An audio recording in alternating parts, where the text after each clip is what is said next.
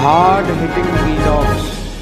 Hello viewers, भाई आज के हमारे वीडियो का टॉपिक है नीतीश कुमार तेजस्वी यादव को किसी भी हाल में नहीं बनने देंगे चीफ मिनिस्टर। दोस्तों, बिहार किसी बड़े सियासी खेल का इंतजार कर रहा है। ये खेल बीजेपी या कोई और दल करे उससे पहले खुद नीतीश कुमार कर सकते हैं। एनडीए से अलग होकर और आरजेडी का सपोर्ट लेकर नीतीश मुख्यमंत्री तो बन गए, लेकिन आरजेडी की शर्तों के मुताबिक वे तेजस्वी यादव के लिए बिहार की गद्दी आसानी से सौंपकर दिल्ली नहीं जाने वाले। आरजेडी में तेजस्वी को सीएम बनाने की हड़बड़ी है।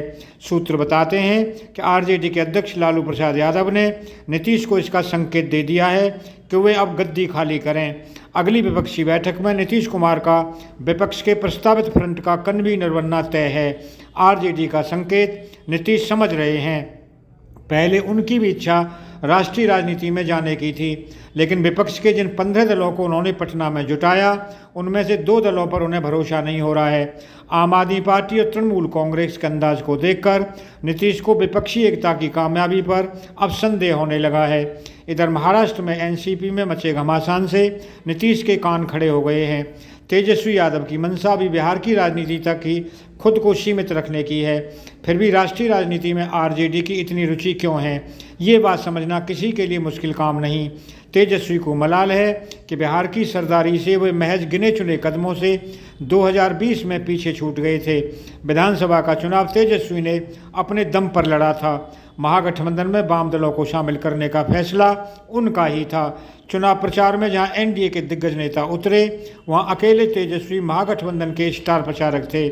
तेजस्वी ने विधानसभा में सर्वाधिक सीटें लाकर अपनी योग्यता भी साबित कर दी थी। दोस्तों, नीतीश कुमार की परेशानी यह है कि एक साथ उनके सिर पर कई खतरे मंडराते नजर आ रहे हैं। पहला ये कि जिन 15 विपक्षी दलों को उन्होंने पटना में एक मंच पर जुटाकर खूब वाहवाही लूटी, उनमें आम आदमी पार्टी और टीएमसी जैसी पार्टियां अपने आचरण से अब तक ये साबित नहीं कर रही हैं कि वे विपक्षी एकता का मोर्चा बनने ही नहीं देंगी।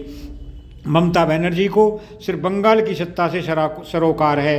राष्ट्रीय राजनीति में उनकी इतनी ही रुचि है कि अपनी पार्टी के अधिकाधिक सांसदों को भेजकर वे एहसास कराना चाहती हैं कि पंचायत से लेकर संसद तक उनकी पार्टी ताकतवर है। आम आदमी पार्टी को जब से राष्ट्रीय पार्टी का दर्जा मिला है, तभी से उसे इस बात का गुरूर हो गया है कि अपने दम पर वो अपना विस्तार कर सकती है। दिल्ली के बाद पंजाब में कामयाबी के साथ आम आदमी पार्टी के हौसले बुलंद हैं। अब उसे भरोसा हो गया है कि देर सवेर वह देश भर में फैल जाएगी। यही वजह है कि अरविंद केजरीवाल विपक्षी एकता के प्रति उतने उत्साह में नहीं दिखते। उल्टे वे तरह तरह की शर्तों से अड़ंगा ही डाल रहे हैं। दोस्तों, महाराष्ट्र की घटना के बाद उन्हें वह एहसास होने लगा है कि पहले खुद की पार्टी का अस्तित्व बचाना उनके लिए ज़्यादा ज़रूरी है। आरजेडी से उन्हें भय है कि कभी भी उनकी पार्टी के विधायकों को तोड़कर वह सरकार बना सकती है। उधर बीजेपी से भी भय है कि कहीं महाराष्ट्र जैसी घटना को वह उनकी पार्टी के साथ अंजाम ना दे दे। तेजस्वी की ताजपोशी के लिए आरजेडी में जो हड़बड़ी है, उससे नीतीश के मन में अब डर बैठ गया है। नीतीश ये भी जानते हैं कि दल बदल कानून की बात आएगी तो आरजेडी पर कोई फर्क नहीं पड़ेगा, इसलिए कि स्पीकर आरजेडी का ही है।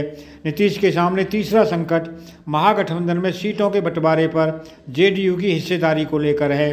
पिछली बार यानी 2019 के लोकसभा चुनाव और 2020 के विधानसभा चुनाव में बीजेपी से लड़ झगड़कर उन्होंने बराबर सीटें ले ली थीं।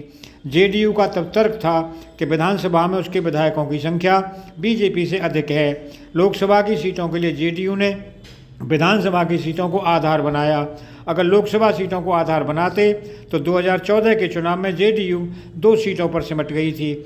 महागठबंधन में सीटों के बंटवारे का आधार अगर विधानसभा की सीटों को बनाया जाता है तो जेडीयू को आरजेडी से आधी सीटें ही मिल पाएंगी, इसलिए कि आरजेडी के पास अभी 80 से अधिक विधायक हैं तो जेडीयू के महज 43 ही हैं। सीटों के बंटवारे का पैमाना खुद जेडीयू ने बीजेपी के साथ रहते तय किया था।